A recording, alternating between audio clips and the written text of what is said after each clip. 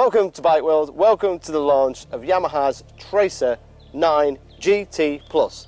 Yeah, I think I've got the title correct, and we are in beautiful Sardinia. If you ever get the opportunity, come here and ride a bike, it's epic.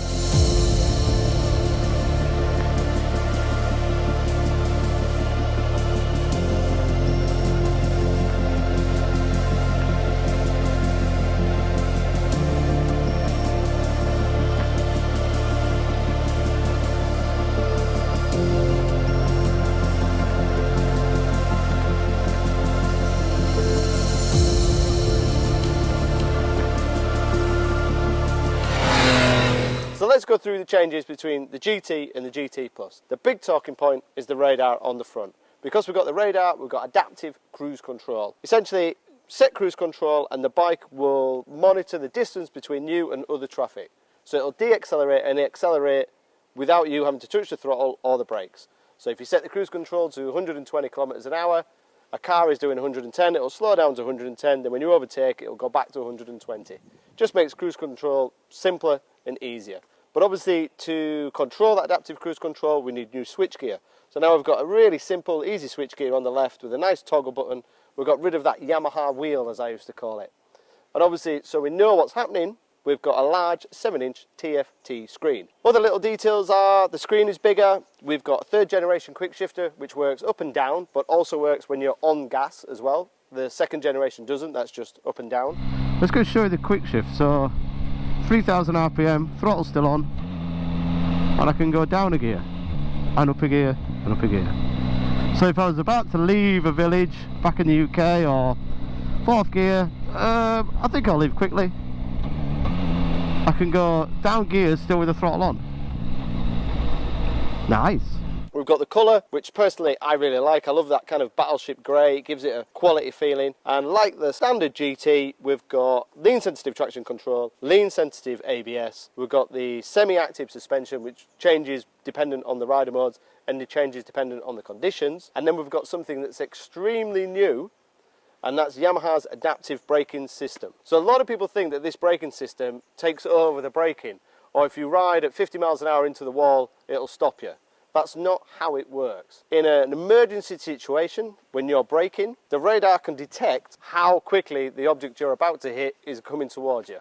So if a cow steps out on the road, you hit the brakes, the distance between you and the cow is reducing, but the bike knows how much brake pressure you're applying, it knows how much fork dive, it knows what gear you're in, it knows the speed, it knows that ABS hasn't kicked in yet, so you must have good grip. And if you're applying, for argument's sake, 50% brake, the bike will know that you can actually apply 55% or 6% brake.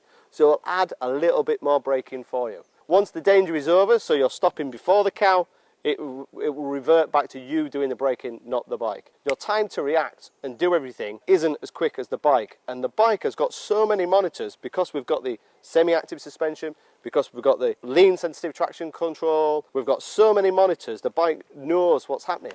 There's even an ambient temperature, so it'll know if it's cold or hot. It'll even know if it's wet or dry, because if it's wet and there's an emergency situation and you grab hold of the front brake and it starts to skip, it'll know the ABS is intervening because there's low grip. So it'll apply some back brake, or it'll change the engine braking. There's so many parameters of what this bike can do. Even if you're leant over, it knows your lean angle, so it won't apply loads of front brake, even though you have got cornering ABS, because it knows your lean angle.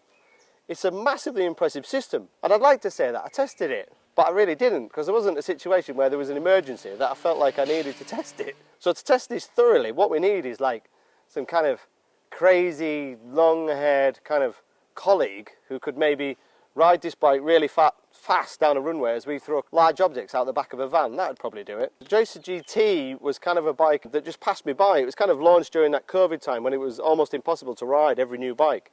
And every journalist that I spoke to, and everybody who's ridden one, has just praised this bike. It was kind of like, you know when you're out driving and you always pass a pub and you go, that's a great pub, I really should stop there for a meal. And I just never did. And I never got a chance to really ride the Tracer GT. So riding it today has really, like, not blown my mind, but I've just appreciated what everybody has said. It is such a brilliant bike. It's so versatile. So on the motorway today, I was completely relaxed, switched on the active cruise control, and it controls and maintains the distance between me and other vehicles. I literally don't have to really think that much. I don't really have to concentrate. I can relax and enjoy it. And because I'm relaxed and enjoying it, I'm saving my energy, I feel refreshed, and then when we hit the country roads, get rid of the adaptive cruise control, flick it into sports mode, make that triple scream, jump up and down on the quick shifter and have some fun. Really impressed by the suspension and handling in that sports mode. The Bridgestones also warmed up really quickly, gave loads of feedback, loads of confidence. The pegs start to tickle the tarmac when you start to ride a little bit aggressive. We'll peg down a bit there. But the ground clearance isn't bad. It's really good actually, it's just... Oh, sorry. Just every now and then you just, you know, you can throw it into a corner, there's loads of grip. You just get a bit touchy. We're around about 120 horsepower, and that just feels right. You know, it's enough to have fun, it's enough to lift the front if you want, it's enough to whip past traffic. It sounds great, but it's not intimidating power, it's not overpowered, it's not scary powered. And then you ride up a mountain pass for 30, 40 kilometres and you have great fun, and then you're back on the freeway, big screen which is wider on the GT Plus, sit behind the screen, put the active cruise control on, sit back and relax. Just a joy to ride really. In the UK, prices are going to be 14,910 for the GT Plus, which compares to 13,100 on the GT. You're getting quite a lot of tech for that extra money. So I see a lot of people going straight for the GT Plus over the GT. I don't think many people are going to be perturbed by the emergency brake assist because that's just there in the background. We rode the bike for 200 kilometres all day, rode it aggressively, rode it hard, never saw the system be activated. It's only there in an emergency, and it's only there to help you and guide you rather than take over. It doesn't do anything untoward. It's not there in case of an emergency, as in you don't hit the brakes. But from here in Sardinia, great bike. I thought it wasn't going to live up to expectations, but it's more than delivered. We were just out in the middle of nowhere, having fun. I could have a pillion, I could have luggage, well I have got luggage, but it could be full, and you just, whoops, just attack it. Woo!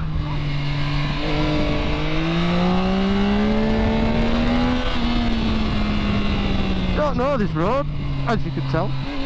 Oh, pegs. Oh, flying crest. But it's just fun. I think he's got a horse in the back of his truck. Oh, little dude.